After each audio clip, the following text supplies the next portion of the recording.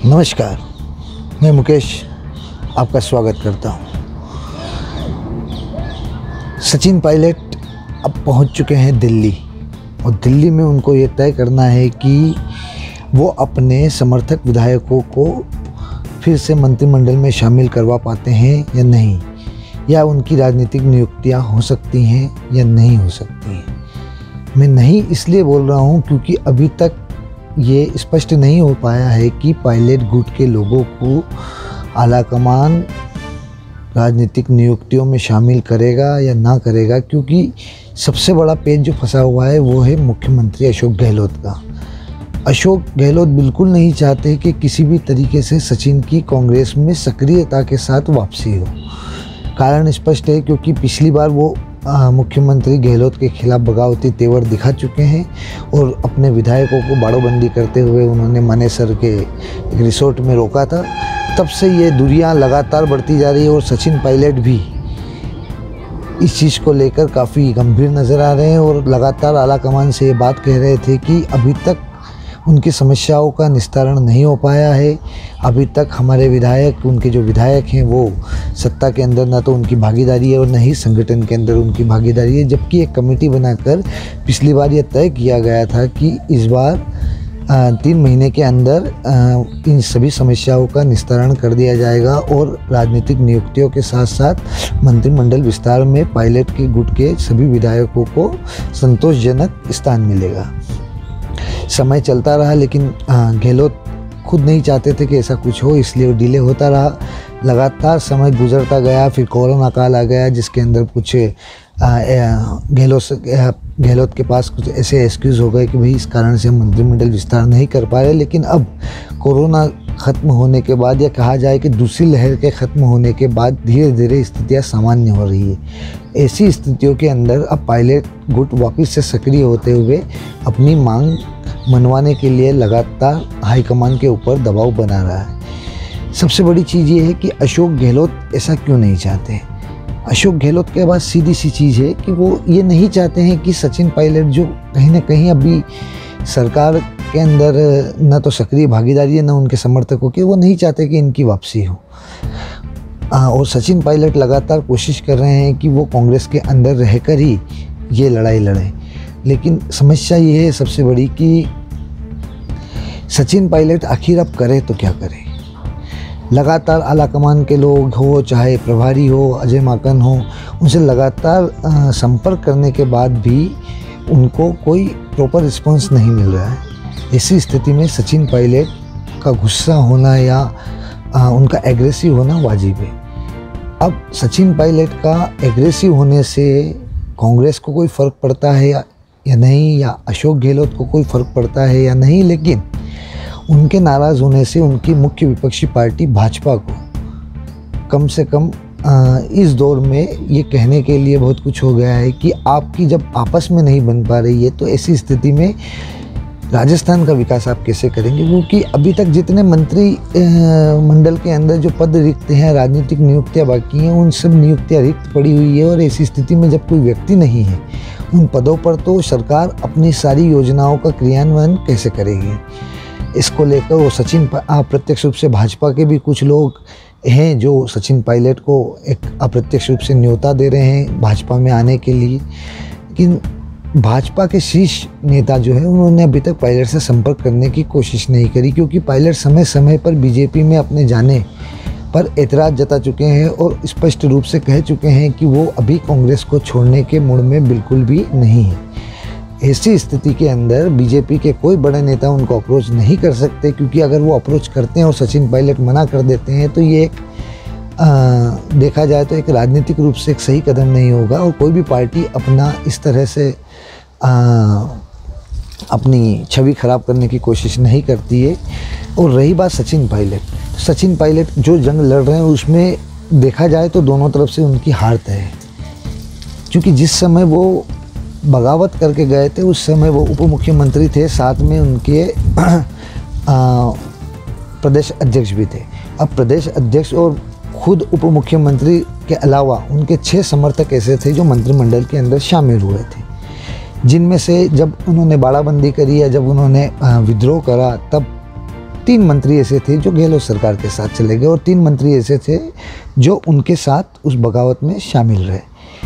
अब ऐसी स्थिति में सचिन पायलट अब जो बचे हुए अपने विधायक हैं अब उनको लेकर चिंतित हैं कि ऐसा ना हो कि अगर ऐसे ही समय निकलता जाएगा तो वो लोग भी गहलोत के पक्ष में जा सकते हैं या गहलोत के पाले में जा सकते हैं। लगातार सचिन पायलट पिछले 10 महीने से कांग्रेस के अंदर लगातार कमज़ोर होते जा रहे हैं और कमज़ोरी के साथ साथ कहीं न कहीं विधायकों का विश्वास भी वो खोते जा रहे हैं। अब इन सब चीज़ों के बीच में सचिन पायलट को ये तय करना है कि क्या वो पहले जैसे मुकाम पर आ सकते हैं वापस पार्टी में, जो कि अभी सामान्य रूप से देखने पे तो नहीं लगता कि वो पिछली बार की तरह इतनी मजबूती के साथ सरकार का हिस्सा बन पाएंगे, क्योंकि गहलोत का अनुभव इतना ज़्यादा है और इतनी ज़्यादा राजनीतिक समझ है उनमें कि वो कभी भी नहीं चाहेंगे कि सचिन पायलट पहले की तरह मजबूत हो जाए। ऐसी स्थिति में सचिन पायलट का दोनों तरफ से हार तय है, लेकिन वर्तमान में वो सिर्फ अपने विधायकों को संतुष्ट करने का उनका पहला लक्ष्य है और उसको लेकर वो लगातार काम कर रहे हैं।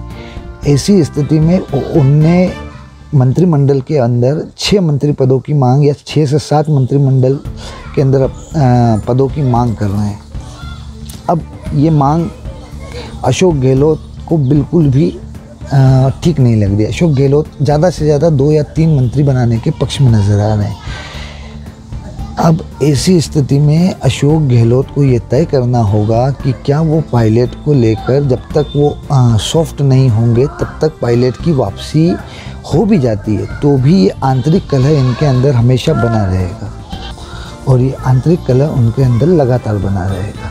ऐसी स्थिति में पायलट के पास भी बहुत कम विकल्प बचे हैं जिससे वो अपने सम्मान या स्वाभिमान की लड़ाई लड़ सकें, क्योंकि सचिन पायलट को किसी भी स्थिति में उप मुख्यमंत्री पद या प्रदेश अध्यक्ष पद तो मिलने से रहा। ऐसी स्थिति में वो विधायकों को, अपने पसंद के विधायकों को कुछ मंत्री पद दिलवा भी दें, लेकिन उनका राजनीतिक भविष्य हमेशा अधर में अटका रहेगा। हालांकि सूत्रों के अनुसार जो खबर हमें मिल रही है उसके अनुसार केंद्रीय नेतृत्व चाहता है कि वो राष्ट्रीय महासचिव बन जाए, लेकिन आप और मैं हम सब जानते हैं कि राष्ट्रीय महासचिव कोई इतना बड़ा पद नहीं है कि जिसको लेकर सचिन पायलट संतुष्ट हो सके।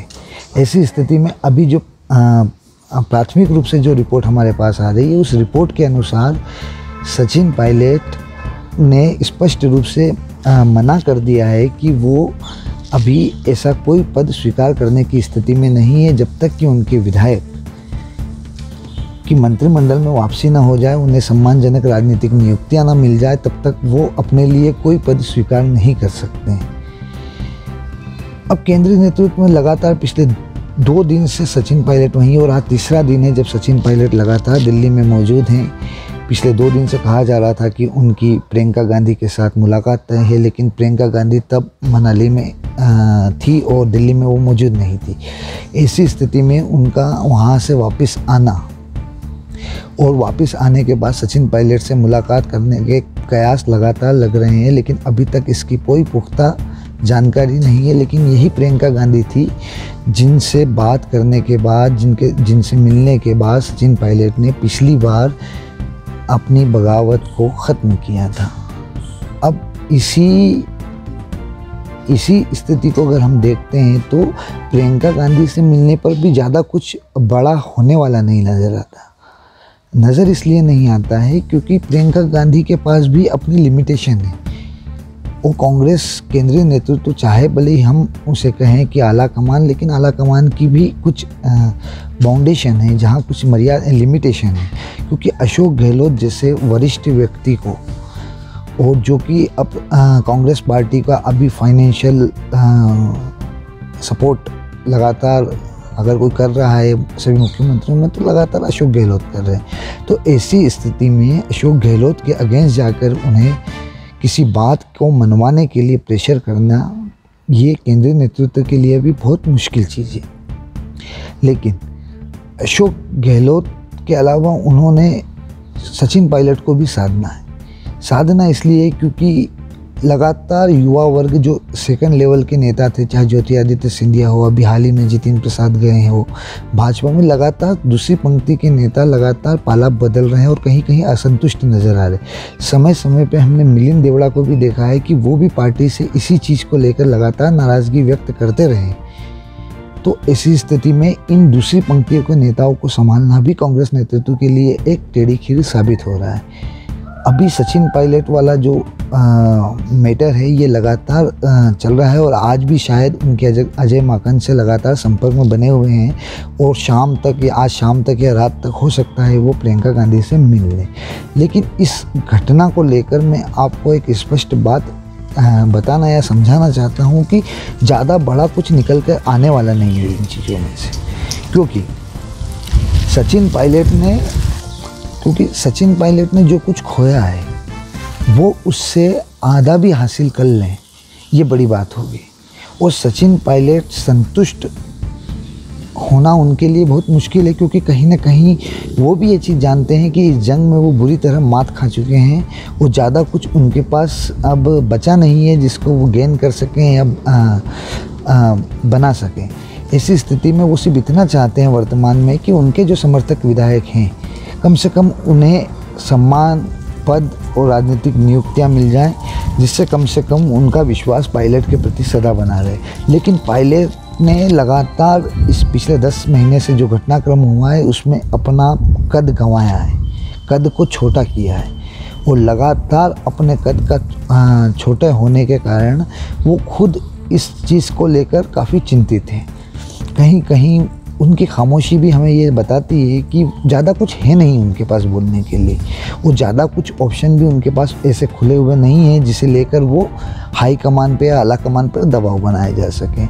वो कल भी एक रिक्वेस्ट मोड में गए थे और आज भी एक रिक्वेस्ट मोड में गए हैं। केंद्रीय नेतृत्व जो चाहेगा, क्योंकि पिछली बार हमने देखा था कि राहुल गांधी ने उनका पक्ष लेने की कोशिश करी थी, लेकिन जब उन्होंने देखा कि राहुल गांधी की भी लिमिटेशन है, वो भी एक तरफा कोई डिसीजन नहीं दे सकते हैं, ऐसी स्थिति में अब सचिन पायलट को भी शीर्ष नेतृत्व से ज़्यादा कुछ उम्मीदें नहीं है। वो सिर्फ इतना चाहते हैं अभी कि जो उनके समर्थक विधायक हैं उन्हें एक सम्मानजनक स्थान मिल जाए मंत्रिमंडल के अंदर, और जिनको मंत्रिमंडल नहीं मिलता है उन्हें राजनीतिक नियुक्तियों के माध्यम से वो खुश करना चाहते हैं। इससे ज़्यादा उनके पास पाने के लिए कुछ नहीं है। और आगे देखते हैं ये घटनाक्रम कहाँ पहुंचता है। लगातार हमारी नज़र बनी हुई है, हमारा विश्लेषण आपके सामने आता रहेगा समय समय पे। धन्यवाद।